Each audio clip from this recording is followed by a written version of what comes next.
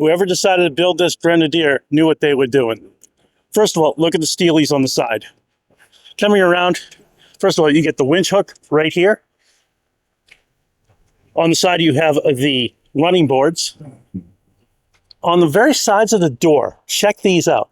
These are for different cans that you would carry in the wild. So if you were going on a safari, camping, whatever, you'd be able to hook stuff onto the side of the car. What a great little feature. Up here, you have the holds. You got the ladder on the very back. Full-size spare. The double split open, which is one of my favorite features on these. Look at how big this is. This is beautiful. And it sounds like a tank. Got your tow hitch, your rescue hitches, the really cool LEDs, so they leave technology out of this.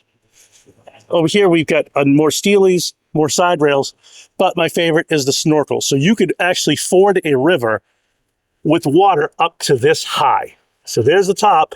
As long as the water's this high, you could go right through it. Getting in, this is beautiful leather. Now, again, I don't know if you want to go, in the water with that. This is nice in here. You have the automatic transmission, your locks, high, low, and regular. You have all of your different options.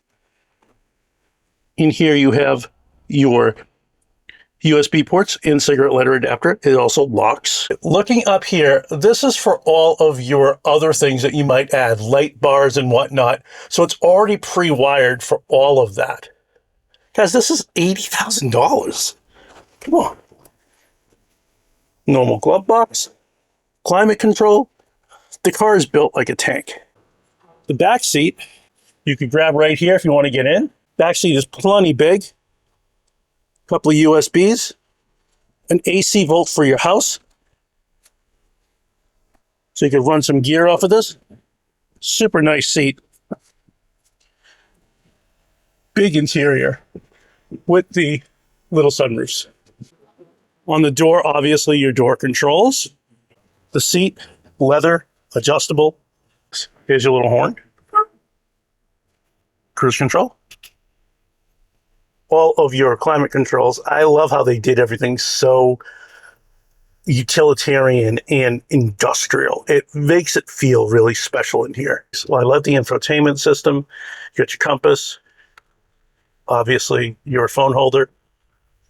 This is very nice. And here is the BMW engine. This is huge. Look at this. It says Grenadier, powered by BMW right on it. All the specs will be right here. Driving the INEOS Grenadier. This is the 2024. And I'm already saying, wow. I could definitely see going through an apocalypse with this thing. It's massive. It's comfortable. The seats are really nice, by the way. They're wicked soft. That's such a Boston thing to say, wicked. However,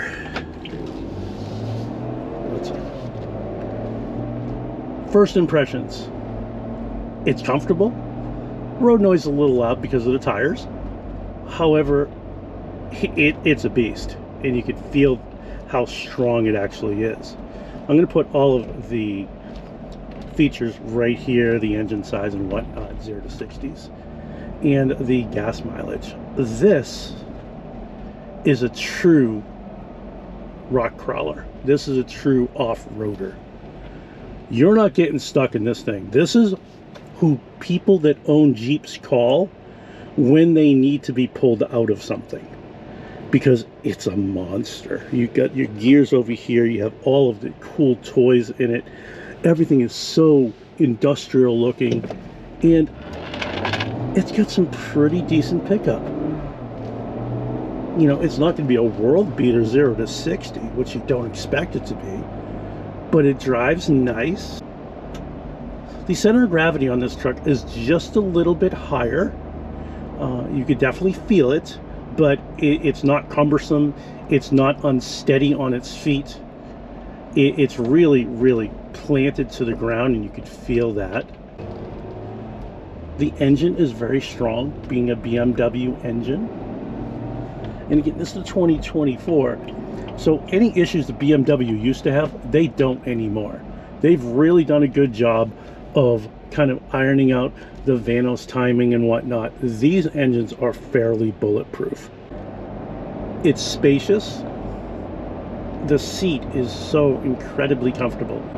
The visibility on this thing is fantastic. Even you could pull up next to a large size truck like an 18-wheeler, and I bet you'd just be slightly underneath them. This is a really nice road presence. It's really comfortable. You don't hear any wind noise, which is nice.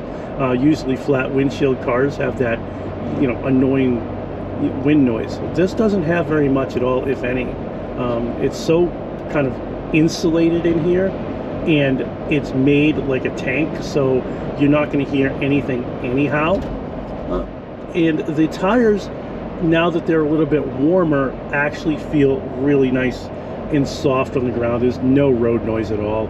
That was probably the road that I was driving on earlier. Does it handle well? Yeah. I mean, for what it is, you're going to absolutely be able to enjoy this. It doesn't, wander all over the road. This doesn't feel like a 1990s Land Rover Defender, which is what this is designed after. When they took the plans from Range Rover and Land Rover and they made this because it was discontinued, they really decided to go all in and make a great truck. It is super comfortable. The nice little bumps, because Massachusetts. All right, you can't feel the bumps. Acceleration is great. Cornering is fantastic. There's no body roll. There's literally no body roll. I am shocked. That's unbelievable. So, the story on this truck, who's going to buy this? Anybody that wants to get to where they're going at any time of day, whether or not you have perfectly sunny 75-degree skies like today, or if there is a blizzard with 3 feet of snow, this is going through it. It's not going over it, it's going through it. This car is designed for that mentality. This is designed for rock crawling, off-roading, and it's great on the regular roads. I think that this is a home run for INEOS. If you like this truck and you want to buy it, it's available at the Highline Group in Lowell. If you like this type of content, please make sure you like, you comment, and you subscribe. And remember, it's about the drive.